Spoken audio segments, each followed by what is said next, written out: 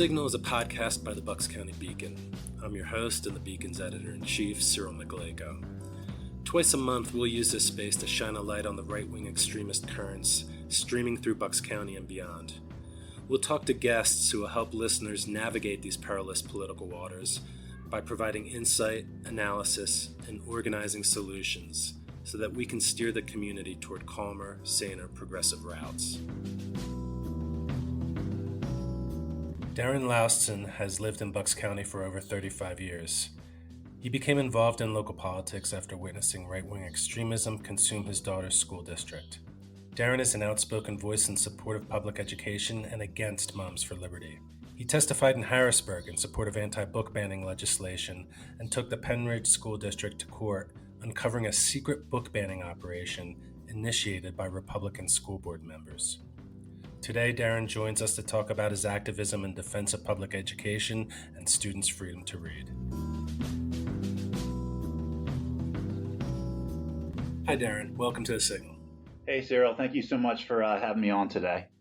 In March 2023, you wrote a piece for the Bucks County Beacon entitled, "Why I'm Taking Pennridge School District to Court." What led you as a district parent to take such a drastic action? Well, I guess it kind of started back in 2021 when this whole advent of Moms for Liberty kind of started to take over our school district. I actually started hearing some concerns from parents in the community. I started meeting through my daughter. My daughter was about to enter into the first grade at Guth Elementary. Parents started to kind of, whisper a little bit about the school board. There was a controversy back then, which actually seems somewhat quaint now. But when the vice president of the school board attended the January 6th rally, a lot of people were really upset about that. And there was just, people in the community that had been watching the school board and noticing, a trend start to develop and it heading in a really partisan direction. Kind of on a whim, I went to a school board meeting one night and the parking lot was packed. And I'm like, well, what's going on? There must be some other event, going on tonight. But no, people were there for the school board meeting. I happened to go the first night that this Facebook group called Pennridge for Educational Liberty showed up to the school board, in massive numbers. And I was just shocked by the public comments that were taking place at the meeting. People were going up there saying that, critical race theory was being taught in schools and radical gender theory and our kids are being taught to hate their white skin, just really inflammatory rhetoric about the schools and about the teachers. And I was so confused. I'm like, well, what school district are you talking about? Because I've heard nothing but positive things about our schools, about our teachers. It was very confusing. And it was obviously, in line with what people have been talking about on cable news channels and the like. So it was more of a national propaganda kind of being spewed during public comment.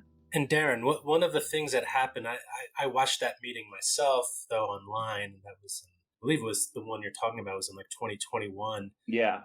All the members of that group, that far-right group, Pennridge for Educational Liberty, one after the other, they were like calling out like Black literature in curriculum.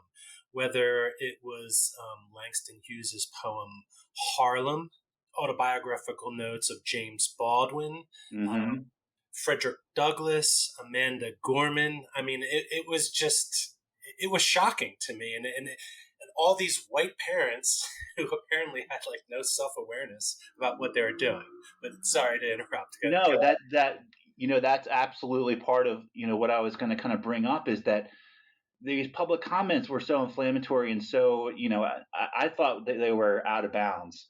But what I realized later that was some of these people going up there and giving public comment were the Republican candidates for the school board. And at that point, I was like, oh God, this is bad news because, we live in a school district that's 50% registered Republican, 35% registered Democrats. So whoever the Republicans pretty much put on the ballot for school board are, almost for sure going to win the election and be on the board. That was really struck a lot of concern with me.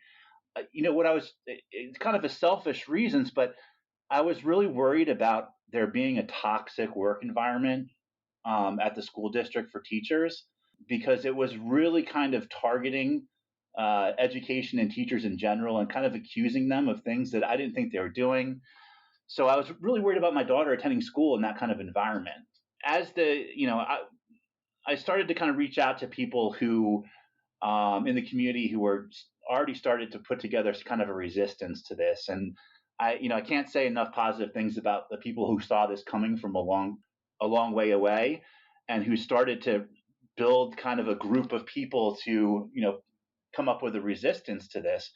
And these people were like parents of students. They were the kind of moms that were in the PTA, or the dad that was chaperone the field trips, like the really involved parents who really cared about public education, really had a lot of pride in being Pennridge. And I hooked up with some of those people, and they tried to mount a campaign to go against these candidates, but they unfortunately lost. And it's really hard to overcome those numbers, right? At that point, it became apparent once they got onto the school board that it was going to be a really hard few years. Kind of to your point about the Black literature thing, there was a lot of political capital in this Pennridge for Educational Liberty group. They had a lot of influence on the school district, and they were, because that these school board directors were kind of part of this group.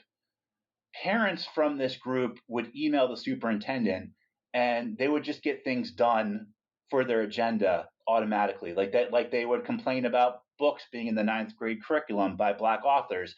And then the superintendent would say, okay, we're changing the curriculum. It's gonna, we're gonna replace these books with these other books.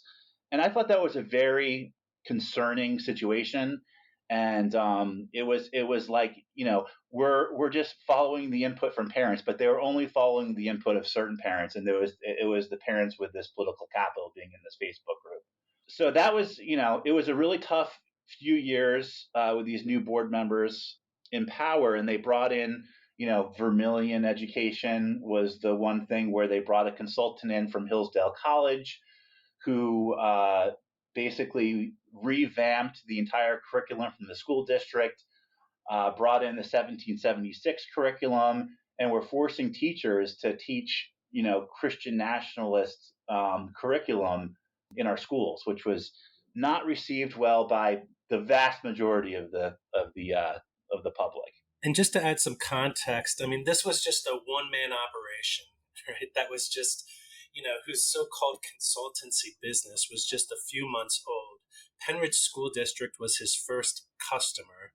Mm-hmm. And he never taught in public schools. So, there was also a lot of questions around his credentials. And I think it was pretty obvious, given his background at Hillsdale College, as well as the fact that he was a featured speaker at Moms for Liberty, that he was just a partisan hack on a crusade to burrow his way into public schools, and ideally for him and the school boards, with little oversight, right, or fanfare, so that they could just completely revamp the curriculum, do so in a way that kind of like distorts history, and two, handcuffs teachers and librarians. Yeah, that's absolutely correct. And it was kind of like a two-headed snake too. So it was Vermillion came in to revamp the curriculum, and then the Independence Law Center, which is a right-wing Christian advocacy, like lobbying firm based out of Harrisburg, came in secretly to the board and said, hey, look, we're attorneys. We can help you formulate your policy pro bono, completely free. And you don't even have to make a public vote at a public meeting, because, there's no real contract. We'll just kind of, we'll help you out here with these policies. So all these policies started showing up on the agenda. Nobody had any idea where they were coming from. And it turns out they're all coming from this lobbying firm with an agenda to basically affect schools across the entire Commonwealth. So it was really a fire hose, right? And it was way too much to even keep up with. One of those policies that the Independence Law Center wrote for our school district was the library policy. In September of 2022, the school board president at the time instructed the administration that they had to remove the banned book week display from our high school library. And that was a good sign that things were about to go south with the whole freedom to read, uh, freedom to read in our school district. Yeah, or the First Amendment or students' rights. Right, and you know, this isn't the only problematic First Amendment thing that the school board did. You know, they were talking about not allowing discussions about January 6th in current events in school, and I don't even know. I mean, that's just ridiculous to me. It's a very important current event. You're not allowed to talk about it in school. It's ridiculous. And there was also policy around what free speech students could use at school. Like they wouldn't be allowed to circulate a survey unless that survey was approved by the board.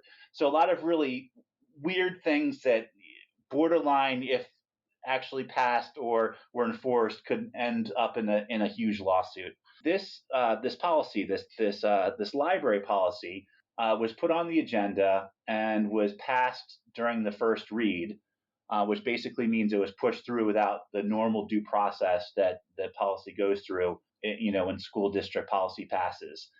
During that meeting, they did the whole, you know, as to be expected, let's read an excerpt from a book, right? And we'll use that as proof that there's a problem in our school district. So they read from this book called Allegedly by Tiffany D. Jackson, and it is basically a novel, a young adult novel about a young Black girl navigating the juvenile justice system. And they read this quote unquote excerpt from the book, which turned out wasn't even actually in the book, which is the funniest thing ever. The excerpt that they read was actually like little tidbits from different chapters of the book, completely different, you know, paragraph, chapters, everything strung together and read as if it was a single excerpt to make it sound more provocative than the book actually was. So they read this excerpt and they said, we have a porn problem in our school district, right? And we need to act immediately. We need to get these books out of here, you know, without going through some long drawn out process. We need to start, you know, moving on this right away because our, you know, it's our kids and all this stuff is completely inappropriate.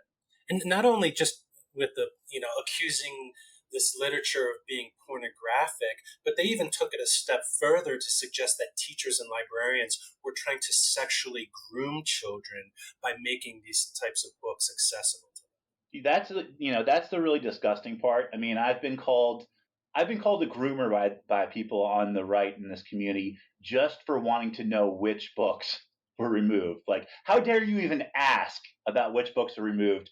You must be a groomer and want you must want to take give kids library books so you can molest them or something. It's completely ridiculous, just completely ridiculous. So I was watching this school board meeting and I was like, oh, okay, like we've seen this story before, right?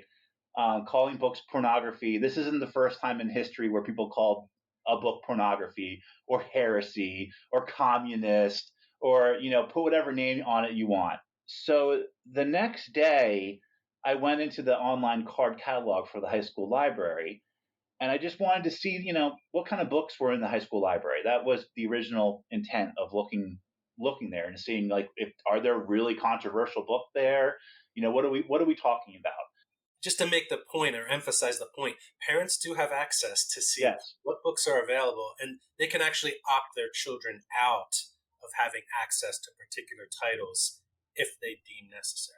Exactly. So when I was looking through the online card catalog, I was like, well, I'll just start looking for the books that I know that Moms for Liberty is targeting, right? And I start looking up various titles and I start to notice something very odd. And it was every single copy of these titles were checked out. And you're able to look in the online card catalog, like let's say you're a student, you're like, oh, this book's checked out. I want to see when it's due back so I can go check back later. They were all due back a year later on the same date. So it's obviously that these books were pulled from the library for review or to keep them out of the hands of the students, whatever, right? But there was no announcement of that. No announcement, no transparency at all. You know, I was like, well, this is really, really strange. And I wanted to figure out, what's the full list of books, right? Because if they're going to start removing books from the library, I want to at least have an opportunity to read the books, tell other parents about it, and basically defend the merit of literature. It was important to me that to show the community that these books are not pornography, they're literature. I emailed the superintendent that day and I was trying to get answers. I was like, can you tell me which books have been pulled from the library? And he wouldn't answer the question. He refused to answer the question. Wow. So I was like, well, what am I going to, what am I going to do? Right. He's not listening to me. I'm not in Pennridge for educational liberty. So he's not going to jump when I say so. So I ended up, contacting a bunch of other parents in the community, and I said, "Hey, do me a favor. Can you just email the superintendent and ask them for this list of books?" And a bunch of other people did, and he wouldn't. He wouldn't. Stonewalled again, right? So I called Penn America, and I said to Penn America, I kind of explained what's going on here, and like, oh yeah, we've seen this type of thing happen across the country. And they said, why don't you create an online petition, right? Well, you can do it on our website, and you get a bunch of people to sign it. I think it was called Stop Book Banning in Bucks County, right? I created this petition. I got like 600 signatures. Got all their email addresses from all these people who signed the signature, or signed the petition. I emailed all those people and I did a call to action. I said, hey, do me a favor, email the superintendent and ask him for a list of these books, right? So all these people, a whole crap load of people, emailed the superintendent. He stonewalled them. So it was clear that they were not going to tell us the answer to this question, which is completely ridiculous. So that's when this whole thing started, and so I had to figure out a way to get this information. And there's the right to know law, which was enacted just for this very purpose of preventing governments from keeping secrets that they should not be keeping. That started me down this whole path of led into the lawsuit and all the rest. And Darren, before you go on, just to make a note for listeners who may have not been following this story, this was the previous superintendent, Right. David Bolton, not the superintendent of Pennridge School District today. Yes, that's a very good point. I don't want him to get any mean emails for something he was not involved in. So I started putting in right to know requests, and I started to just, ask for emails that had some of these book titles in them. And of course, with the school district, what they do is they wait the 5 days that they have to give a response to you, and then they ask for a 30-day extension, and then at 5:00 p.m. at the very last day, they'll give you a response. I kept getting responses from the school district denying my RTK request for all these BS exceptions, like, oh, we can't give you these emails because they're a part of attorney-client privilege, or we can't give you these emails because of they're involved in a non-criminal investigation. It was extremely frustrating. So I finally came up with an idea. I said, well, there's a library database. Let me do an RTK request for all the books that are currently checked out of the high school library by non-students. I put that request in, wait the 35 days, get the report back, and I look at the report, and none of the controversial books that I noticed were pulled are on the report, right? And I've been taking screenshots of the card catalog this whole time. So I had evidence that these books were pulled, and they were obviously not pulled by students. So I'm like, well, this is obviously a bogus report. So, what do I do? Why was it obvious that they weren't pulled by students? Well, for example, looking for Alaska, there's 12 copies of the book. All 12 copies are checked out. They're not due back for a year, and they're all due back on the same exact date. Imagine it's, June 14th and seeing, 12 copies checked out, and they're not due back until June 12th, 2025, right? And it was all the controversial books, right? There wasn't any other books like that in the system. It was all from Moms for Liberty's books. Exactly. It was a who's who of the Moms for, and some of these books, like, it really made no sense because it didn't even align with the policy that they just passed. An example of that is the Queer History of the United States for Young People, it's literally a history book of the struggles of gay people in the United States for civil rights. This is not a sexually explicit book. This is a book about civil rights heroes. And that was one of the books that was pulled. And I was like, that's a little shady, right? I knew that this was a bogus report. It was clear. And I knew that I needed to get an attorney if I was going to pursue this any further, because these Eckert Siemens law firm, which is the law firm for Pennridge, if you fight a right to know request, they will write like 50-page legal arguments to the Office of Open Records, and you don't have a chance in hell, right? If you're just a normal person fighting an appeal to the Office of Open Records, that's just the reality. So I start looking around for an attorney. I find Joy Ramsing. I give her a call. I explain what's going on, and she gets it right away. She was like, "Oh, they're shadow banning books," and I'm like, "Yeah, that's exactly what they're doing. They're shadow banning books." So she was like, "You know what? You have an attorney now. You're right. They're going to know you're serious. I'm going to give the attorneys for the school district a call and say, look, here's some screenshots from the card catalog. This report's obviously not right. Can you just fix it? There must have been some kind of mistake here." Like, give them the benefit of the doubt, right? So she goes to the attorneys for the school district with these screenshots, and she's like, "What's going on here?"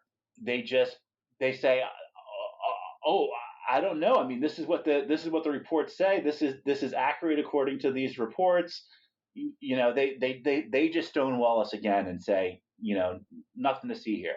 So we appeal. We go to the Office of Open Records, and they submit this huge legal argument saying that we don't have to give you these records for this reason, or all this legal mumbo jumbo. And Joy is shooting holes in every single thing that they say. We're really confident we're going to win. And at the very last argument submitted to the Office of Open Records, the superintendent submits a sworn attestation. And the sworn attestation says, look, we acknowledge that this report looks inaccurate. Let's explain why. You see, we are only able to create a report in our library system of books checked out under faculty accounts. But here's the problem. Sometimes faculty members check books out under student accounts. So there's no way for us to tell which books are checked out by faculty and which books were checked out by students. Is it me, or that doesn't seem to make sense to me? Why would a faculty member use a student account to check out a book? And wouldn't the school district want to keep track of what their faculty members are checking? I mean, absolutely. And it made no sense to either of us, right? But we went to the Office of Open Records, and since the superintendent basically swore under oath that like everything was above board, this is just a technical problem with the software system. Usually at the Office of Open Records, if you're willing to say something under oath, they take that pretty high level of proof. And so they actually sided with the school district, say, hey, swore under oath, they can't do it, then they can't do it. So at that point, we were both just like, this is completely ridiculous. We need to take this to the Court of Common Pleas. As this was going on, as we're going through this whole thing at the Office of Open Records, I was noticing that other books started disappearing from the library as well, under this same method of checking the books out, every single copy of the book.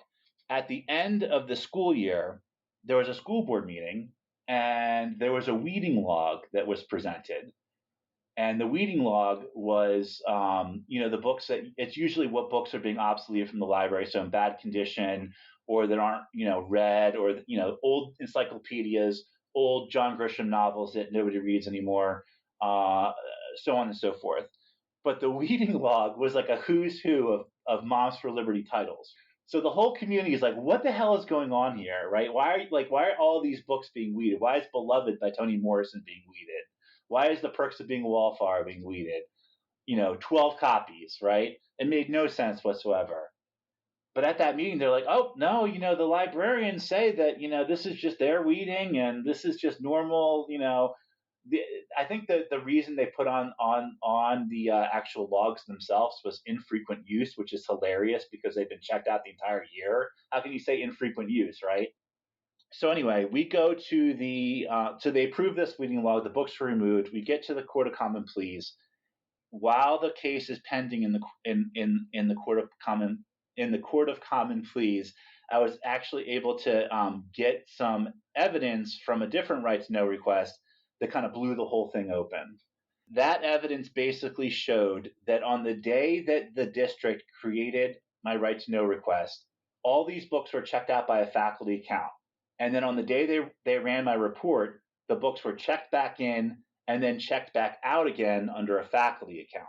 And this was evidence that I found before this went to the judge. And my attorney had to put this in as emergency evidence into the courts.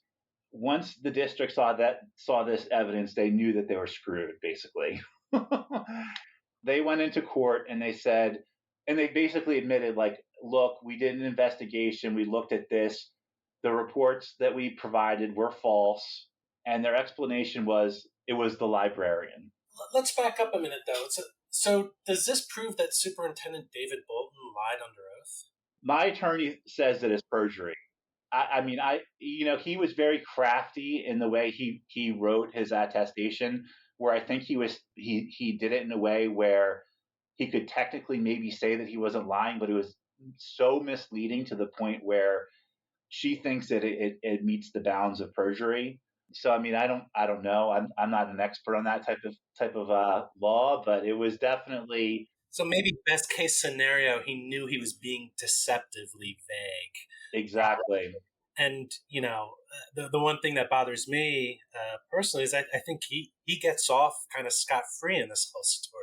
Yeah. It's easy to kind of point the fingers at the far right school board members that were kind of orchestrating this behind the scenes, but you would think he would be above the politics of that and actually look out for the best interests of his students, teachers, and librarians, which he, in our opinion, or my opinion at least, he didn't. Yeah, and it was crazy because the judge just saw through the whole thing, and he's just like, I don't believe this. He just said, I don't believe this is something that a librarian unilaterally pulled these books and then tried to cover up. I mean, this doesn't make any sense, right?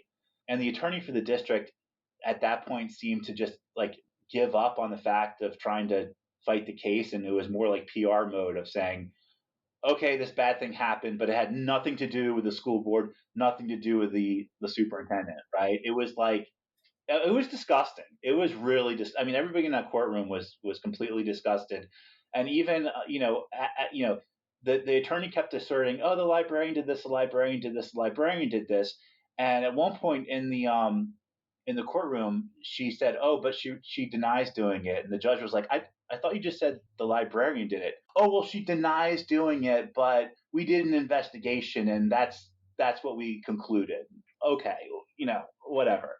So the judge ruled in our favor. He wrote this legal opinion, which just completely destroyed the school district. It's something amazing. If you get a chance to read it, I definitely recommend it. I mean, he equated the whole thing with a cover-up. Yeah, he said they effectuated a cover-up. He criticized them for putting this all in the librarian. He just, he awarded me all my attorney's fees, and he just basically, I've never seen such a strongly worded opinion in my life.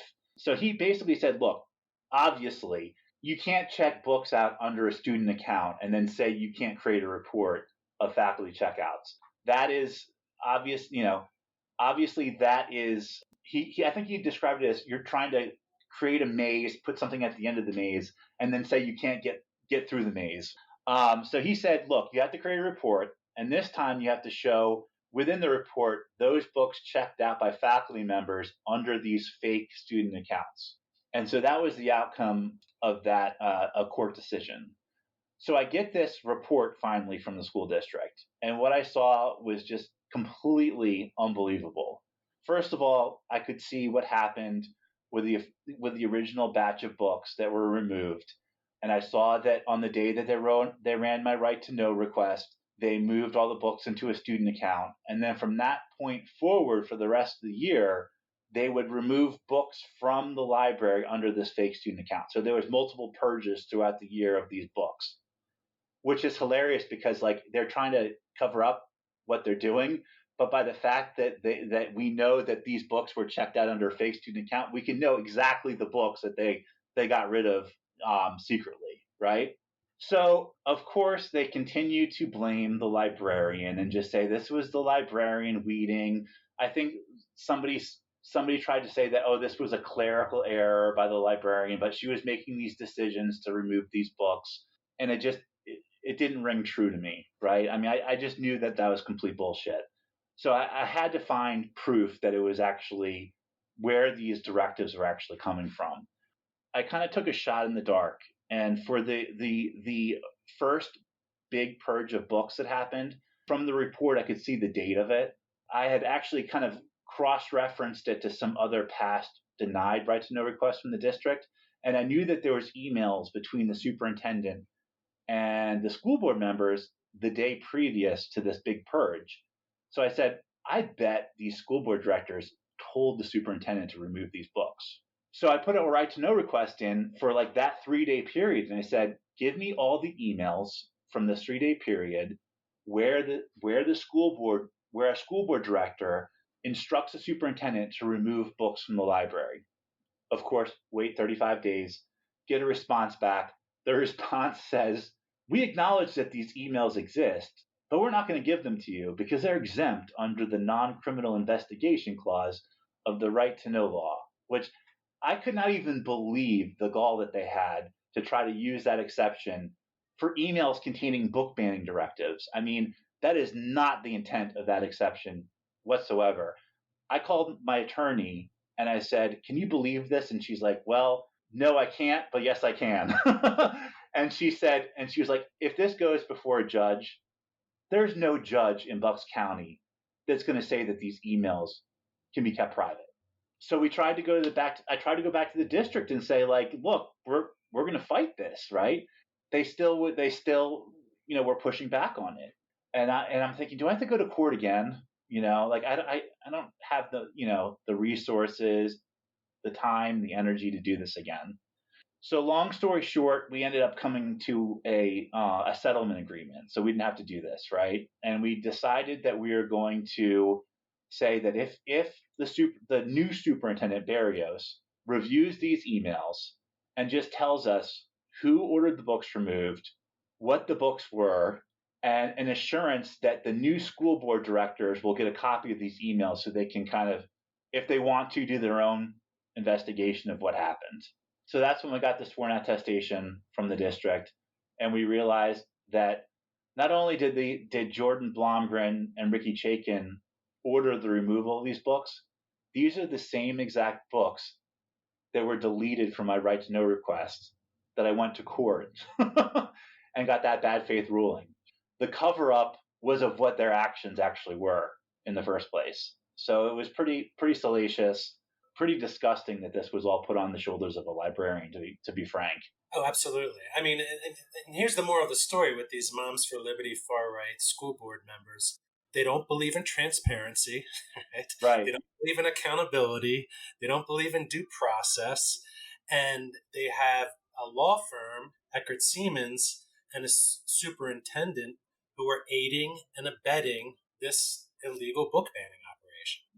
Right. And I mean, the whole time, like, they went through all this legal process. They spent all this money for something that could have been a 5-minute conversation. Like, let's say Bolton had no idea, which obviously he did because he's the one who removed the books, right? Let's say he didn't have any idea. It would have been a 5-minute conversation with the librarians to say, hey, which books are public review, and then provide that information. Yet they went through hundreds of thousands of dollars of lawsuits to keep information from the public of something of such extreme importance as which books they're banning from the library. Like, how is that parental right? That's not parental rights. I'm a parent.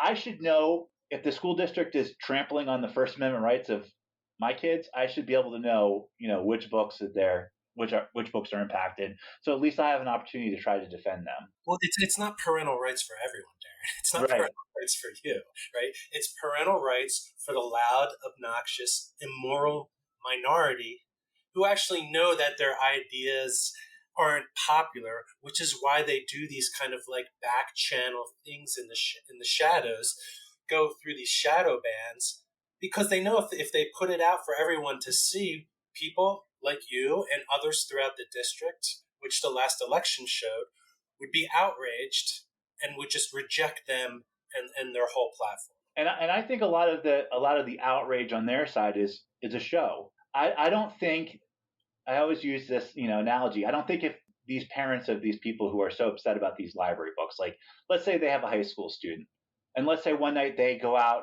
on a date night with their spouse, right? They come home early and they creep up into their high school student's bedroom and they find him under the covers with a flashlight, and they pull the covers back and they're reading Beloved by Toni Morrison.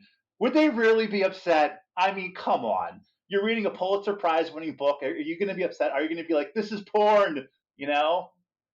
Let me go pray about this. No, it's BS. It's BS. It's fear mongering for political gain, and it needs to be called out.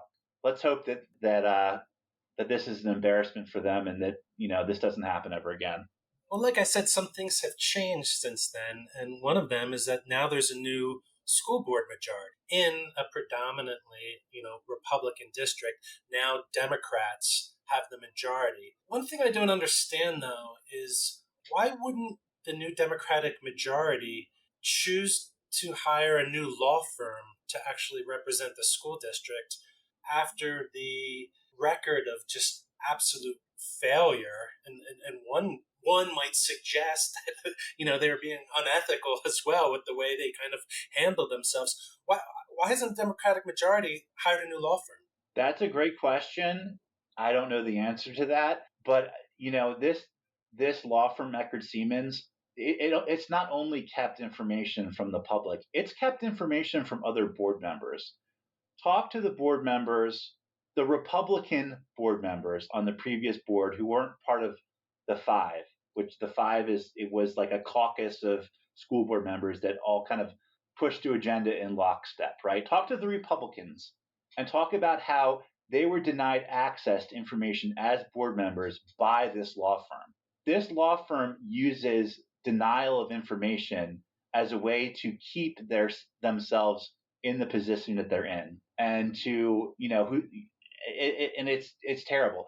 And I've submitted so many complaints through my attorney about Sunshine Act violations, and even under this new board, I feel like they're getting really bad legal advice about transparency issues. I really hope that they take care of this situation. I think they plan on it over the summer, but they had brought it up before, and then there was a loud pushback, but that was part of like a countywide Republican strategy that we saw in Central Bucks School District as well as Council Rock School District, where Republicans were like up in arms, like it was the end of the world that a democratically elected school board majority might hire their own law firm. And unfortunately for me, I'm just going to shoot straight here. I think it's a profile of cowardice. Yeah. Parts of the Democrats now in the majority of Pennridge. And even fiscally speaking, they charge $250 an hour, right? And they milk that money to the core. They process these right to know requests, and they'll just redact stuff to make work for themselves. You know what I mean? And they just charge to the nose for this, for legal services that are like administrative legal services that you could get like a first year law graduate and pay them, $125 an hour or something to do this work. But, it's just ridiculous. And our legal fees are just kind of the tip of the iceberg for this crap. Well, just a couple more questions for you before we wrap this up. First is, do you think there needs to be any kind of right-to-know law reforms enacted in the state of Pennsylvania? Yeah, obviously, I think the non-criminal investigation exception is being applied overly broad. I think that if you submit a complaint to the school district about a book, for example, that complaint should be inherently public. And I think that your name should be public. Here's the biggest hypocrisy about how the right to know law is being applied currently in Pennridge. If you submit a complaint about a book, they will keep it and say, oh, this is part of a non-criminal investigation. This is private. We're going to protect this person who made this complaint.